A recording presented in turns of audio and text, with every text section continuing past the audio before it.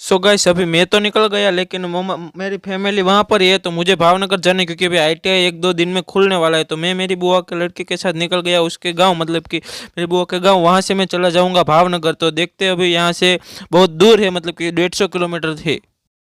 So guys रास्ते में मतलब कि एटीएम दिखा, तो अभी पैसे निकालने थे, तो मेरी बुआ का लड़का अंदर गया है वो पैसे निकालने। और देखिए पूरा मतलब कि ढेर सारा सामान है हमारे पास, देखिए वो वाले एटीएम में गया है।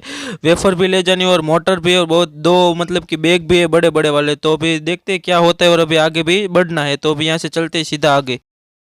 सो गाइस बीच रास्ते में मेरे भाई को लगा कि मतलब कि दोनों टायर में कुछ हवा कम हुई है, तो हमने चेक करने के लिए रोका, तो सही में दोनों टायर में मतलब कि थोड़ी थोड़ी हवा कम थी, तो यहाँ पर हवा भरवाने के लिए रुक गए। अच्छा हुआ यहाँ पर हाईवे पे हमें मतलब कि देखिए गैराज जैसा मिल गया, जो मतलब कि यहाँ पर हमने दोनों व्हील में हवा भर ली, और अब यहाँ से हम आगे बढ़ सकते हैं। तो अभी मैं मिलता इस वाले व्लॉग को गाइस यहीं पर ही ख़त्म करते हैं।